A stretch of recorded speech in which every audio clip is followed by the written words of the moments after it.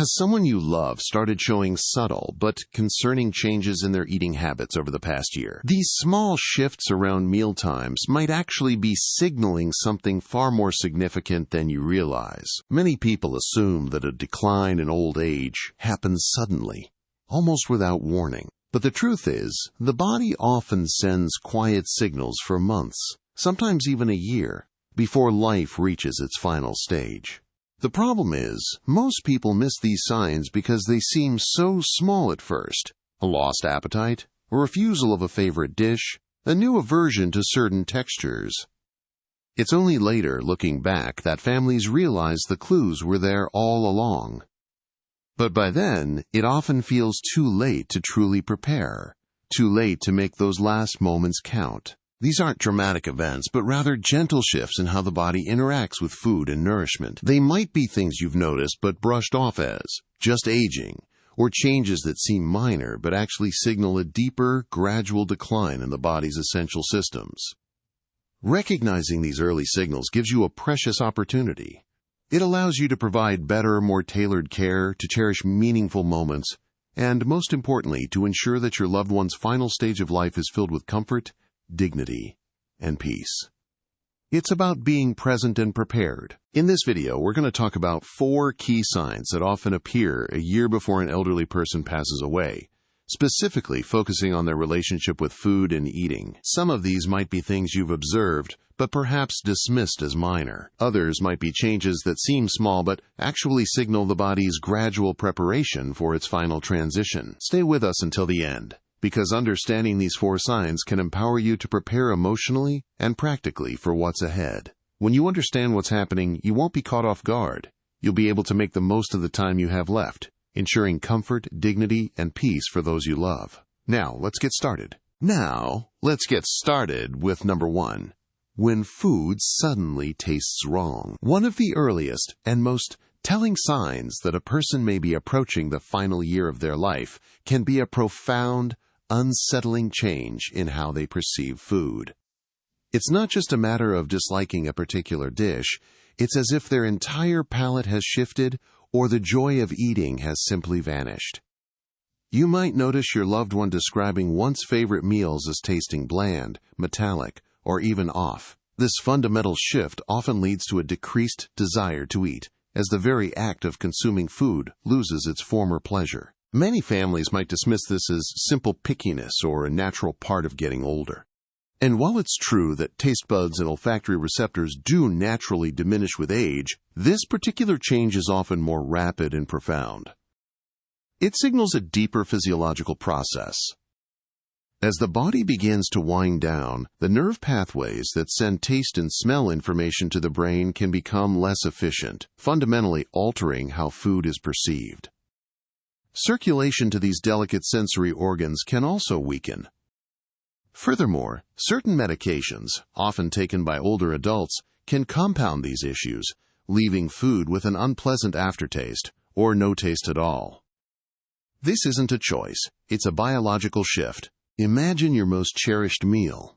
Now imagine it suddenly tasting like cardboard or having a strange chemical tang. For many, this is the reality when their sense of taste and smell begin to fade significantly. Favorite foods that once brought comfort and delight lose their appeal, becoming bland, metallic, overly sweet, or simply unappetizing. Eating transforms from a pleasure into a chore, or worse, a source of discomfort. This invisible shift in enjoyment is often subtle at first, making it difficult for family members to notice. You might see food left untouched, or hear quiet complaints about the meal being just not right, without fully grasping the depth of the change. When food no longer brings pleasure, the body's natural hunger signals begin to diminish. The brain, no longer receiving those satisfying cues, stops prompting the same desire for sustenance. As a result, meals become smaller, less frequent, or sometimes entirely skipped. You might notice your loved one eating only a few bites, pushing food around their plate, or expressing a lack of appetite, even for dishes they once loved. This gradual retreat of appetite naturally leads to unintentional weight loss and overall weakness, as the body struggles to receive the necessary fuel to maintain its functions. The emotional toll of these changes can be significant, both for the individual and their family. Food is so much more than just sustenance. It's central to social connection, family rituals, and cultural identity. For the person experiencing this shift, the inability to enjoy a meal can bring deep frustration, sadness, or a sense of loss. They may feel isolated at the dinner table, no longer able to share in the simple joy of eating together. For family members, watching a loved one reject food can be heartbreaking. The instinct to nourish is strong, and trying to tempt them with favorite dishes only to see them refused can lead to feelings of helplessness and profound sorrow. If you notice these changes in a loved one, it's important to shift your approach with compassion. Instead of trying to force large meals, focus on offering small, frequent portions of foods they might tolerate. Experiment with strong flavors, perhaps a little more sweet, salty, spicy, or tart if they enjoy it. Different textures can also make a difference. Prioritize hydration with small sips of water, ice chips, or flavored drinks. Remember, at this stage, comfort and dignity are paramount over strict caloric intake. The goal is to make mealtimes as peaceful and pleasant as possible, even if that means they eat very little. Now, let's move forward to number 2, persistent digestive issues. You might start noticing that a loved one experiences ongoing digestive discomfort and altered bowel function. This isn't just an occasional upset stomach. It's a more consistent pattern of chronic constipation, or perhaps intermittent diarrhea, bloating, or even unexplained stomach pain. These are not minor annoyances that come and go. They are persistent challenges that signal something deeper is occurring within the body's essential systems. When these issues become a regular part of daily life, they often point to a significant shift in overall health. This isn't just about indigestion. It's often a sign of slowed motility. As the body begins its natural process of winding down, many of its internal functions, including the digestive system, gradually slow. The muscles that move food through the gut become less efficient, leading to food sitting longer in the stomach and intestines.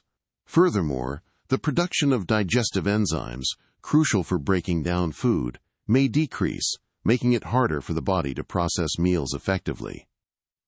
This can also impact how well nutrients are absorbed. Reduced physical activity, common in later stages of life, further compounds these issues, as movement naturally aids bowel function. These changes aren't simply a matter of diet. They are physiological adjustments as the body conserves its dwindling energy. For many, this ongoing discomfort can lead to what we call anticipatory discomfort, a fear of eating. If someone has consistently experienced pain, bloating, or nausea after meals, they may subconsciously begin to associate food with distress. This can lead to a reluctance to eat, even when they might otherwise feel a pang of hunger. Mealtimes, which were once a source of pleasure and social connection, can transform into moments of anxiety and dread. This mental and emotional burden significantly impacts appetite and overall food intake, creating a difficult cycle where the individual avoids eating to prevent discomfort, further reducing their nutritional support. Even when some food is consumed, a compromised digestive system often struggles to extract essential nutrients. This means that even if a loved one eats a meal, their body might not be fully benefiting from it. The reduced enzyme activity and slowed motility lead to inefficient absorption of vitamins, minerals, and proteins. This nutrient malabsorption exacerbates overall weakness, contributing to extreme fatigue and a further decline in the immune system. The body, already struggling to maintain its functions, then lacks the vital building blocks it needs, accelerating the overall decline and leaving the individual more vulnerable to illness and general frailty. When digestive issues become persistent, the focus often shifts from maximizing caloric intake to prioritizing comfort. You can help by offering small, easily digestible meals, perhaps softer foods like purees, soups, or smoothies, which are gentler on the system. Encouraging gentle movement, if possible, and ensuring adequate hydration can also aid digestion. Discussing appropriate fiber intake with a medical professional is important, as too much or too little can cause problems. Ultimately, working with doctors to manage symptoms is crucial, but remember that at this stage, the primary goal is to ensure your loved one feels as comfortable and at ease as possible, rather than trying to force large quantities of food. Now let's move forward. Number 3, difficulty swallowing, often called dysphagia. One of the most critical and frightening changes you might observe in a loved one is an increasing struggle to swallow food or even liquids. This isn't just an occasional cough after a sip of water. It's a persistent difficulty that can manifest in several concerning ways.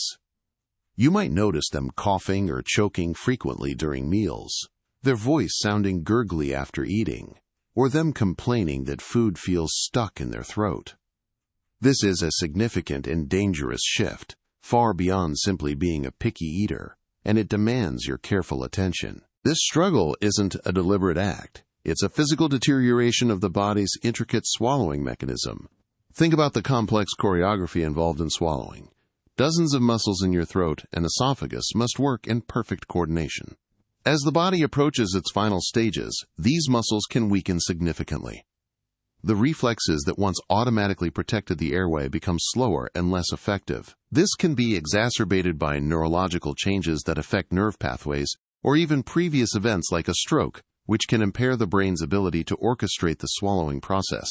The result is a system that can no longer efficiently or safely move food and liquids from the mouth to the stomach. The most serious concern with dysphagia is the increased risk of choking and aspiration. When food or liquid goes down the wrong pipe, it means it enters the airway instead of the esophagus. This can lead to a sudden, terrifying choking incident, or, more subtly, it can cause aspiration pneumonia. Aspiration pneumonia occurs when small particles of food, liquid, or even saliva are inhaled into the lungs, leading to a serious infection.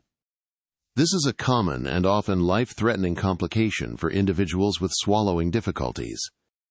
Being vigilant, understanding the signs of distress, and knowing how to respond quickly are crucial in this stage of life. When dysphagia becomes present, dietary adjustments are not just helpful, they become necessary for safety. Certain food textures once enjoyed now become dangerous. Dry, crumbly foods like crackers, mixed consistencies like soup with chunks, or very sticky foods can pose significant choking hazards. Instead, the focus must shift to foods that are pureed, soft, moist, or liquids that have been carefully thickened. The challenge then becomes how to maintain some nutritional intake when food choices are so restricted and often less appealing. It requires creativity and an understanding that comfort and safety now outweigh the pursuit of a traditional meal. Supporting a loved one with dysphagia requires immense patience and adaptation during meal times. Always ensure they are sitting upright, or as upright as possible, before and during eating. Offer very small bites or sips, allowing ample time for each to be swallowed completely. It's important to check their mouth periodically for pocketed food in their cheeks, which can be a choking risk later. Offer sips of thickened liquid between bites of solid food to help clear the pathway. Above all, make mealtimes calm and stress-free. Your gentle presence and patient assistance are more important than how much they consume. If you're still watching this video and finding these insights valuable, please comment number 3 below to let me know you're here. Your engagement truly helps us understand what content resonates most with you. And if you haven't subscribed yet, I recommend you subscribe and turn on the bell so you don't miss any videos. Your support helps us continue creating good content to inform and inspire you. Now, let's move forward. Let's turn our attention to the fourth and often most profound sign that can emerge in the year leading up to life's final stage: a significant and noticeable reduction in natural hunger and thirst. This isn't just a matter of food tasting wrong or digestion being difficult. It's a deeper, more fundamental shift where the body itself begins to signal less desire for nourishment. For families, this can be one of the most distressing observations, as our instinct is to ensure our loved ones are fed and hydrated. You might notice them simply not asking for food, pushing away even small portions, or refusing drinks, leaving a glass of water untouched for hours. But it's crucial to understand that this diminishing desire for food and drink is often a natural, physiological process. As the body begins to slow down, its metabolic needs change dramatically. Major organs don't require as much energy, and the body wisely redirects its remaining resources away from the complex process of digestion. The internal signals that once prompted hunger and thirst naturally decrease because the body simply doesn't need the same fuel it once did. This isn't a sign of suffering or starvation in the way we typically understand it. Instead, it's the body's gentle way of conserving energy, preparing for its final stage with a quiet grace, rather than battling against its own natural rhythms. Understanding this can help alleviate the guilt and fear that often accompany these observations. When hunger and thirst cues diminish, the focus of care shifts from providing calories and hydration to ensuring comfort. Instead of trying to force meals or large quantities of fluids, which can actually cause discomfort or even lead to aspiration risks, you can offer small, gentle sips of water, ice chips, or moistened swabs. These can provide relief for a dry mouth and throat without overwhelming the system. Keeping the lips and mouth moist is paramount for comfort, and a humidifier in the room can also help. This approach prioritizes their ease and dignity, recognizing that at this stage, the body no longer processes sustenance in the same way, and gentle comfort is far more beneficial than forced intake. This particular sign often presents a deeply emotional and ethical dilemma for families. Our instinct is to nurture, to provide nourishment, and to fight against what appears to be a loved one's refusal to eat or drink. It feels unnatural not to encourage them to take just one more bite. However, forcing food or fluids when the body no longer desires them can be counterproductive. It can cause choking, nausea, bloating, or simply immense discomfort, turning what should be a peaceful moment into a source of distress. It's vital to recognize that respecting the body's natural signals, even when they are heartbreaking, is a profound act of love and compassion. It's about listening to what their body is communicating, not what our own fears or instincts might tell us. Ultimately, this stage is about allowing a natural process to unfold with dignity and peace. Your presence, your love, and your gentle comfort become the most vital forms of sustenance. The true nature of care shifts from trying to fix or reverse the unfixable to providing unwavering support and ease. This is a time to be fully present, to hold a hand, to share a quiet moment, or simply to sit in silent companionship. When you accept that the body is preparing for its final transition, you create an environment where your loved one can feel safe, cherished, and understood, rather than pressured or distressed. This acceptance allows both of you to embrace this sacred time with grace. As we come to the end of our discussion, take a moment to reflect on what we've explored. We've talked about 4 key signs that often appear in the year leading up to an elderly person's passing, all connected to how they experience and interact with food. These included significant changes in taste and smell, persistent digestive issues, growing difficulty swallowing, and a natural decrease in hunger and thirst cues.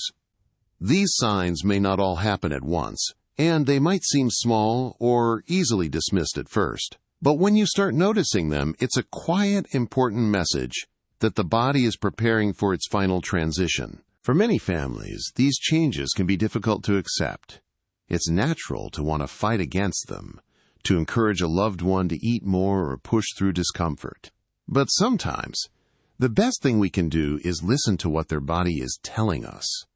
Understanding these signs isn't about fearing death. It's about being prepared for it. When you recognize these changes early, you create the opportunity to provide better comfort, make important decisions ahead of time, and ensure that your loved one's final months are filled with love and dignity. This is a time for cherishing moments, sharing stories, and letting them know they are valued and not alone. If you're noticing these signs in someone close to you, please take a deep breath and remember, you are not alone in this journey. Many families have walked this path before, and while it is never easy, knowing what to expect can help you find strength, patience, and peace. It allows you to shift your focus from trying to reverse the inevitable to creating an environment of profound comfort and unwavering love. This knowledge empowers you to be fully present, offering support that truly honors their journey. Thank you for joining us today and for taking the time to understand these sensitive but crucial insights. We'd love to hear from you. Leave a comment below and share one thing you learned today and how you plan to use it to support a loved one or yourself. Your thoughts are important to us and truly inspire our community. If you found this video helpful, please like, subscribe, and share it with others who might benefit. Your support helps us continue creating content that informs, comforts, and inspires you. Thanks for watching, and we look forward to seeing you in the next video.